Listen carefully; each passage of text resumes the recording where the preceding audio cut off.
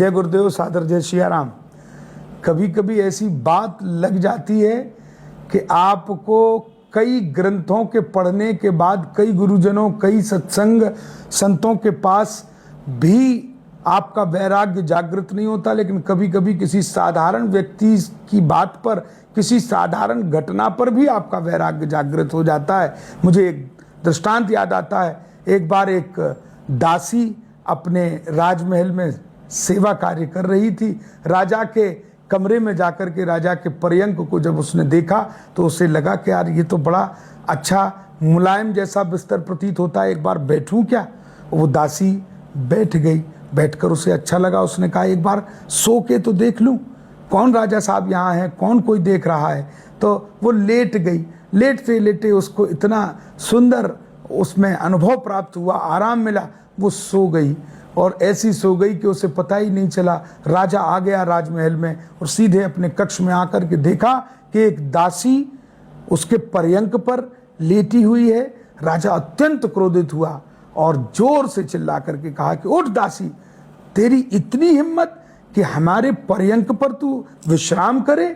तो बेचारी दासी डर गई, लेकिन राजा ने कहा कि नहीं नहीं नहीं, इसको दंड मिलना चाहिए। वो तुरंत सेवक को बुलाया। सेवक को बुला करके कहा कि जाओ इसको 100 कोड़ों की सजा दो, इसको 100 कोड़े मारे जाएं, इसको जो इसने जो अपराध किया है, ताकि इसे हमेशा याद रहे।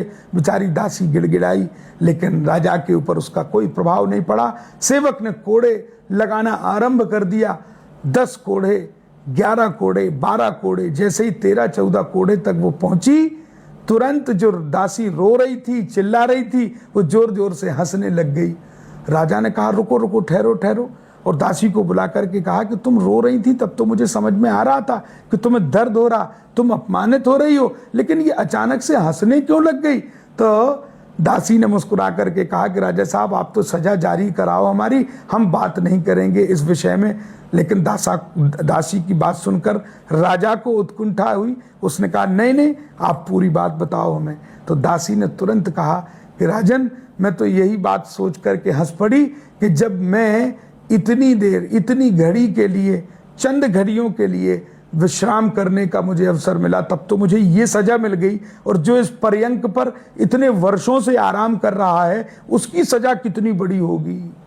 और राजा ने जब ये बात सुनी तो जिस बात से मैंने आरंभ किया था, वो बात ऐसी हुई कि राजा के सीधे हृदय को ऐसी लग गई। राजा ने उस दासी को प्रणाम किया और प्रणाम कर करके शाम को ही पूरा राजपाट अपने विश्वस्त परिवारीजन को समर्पित कर दूसरे दिन सुबह जंगल की राह ली।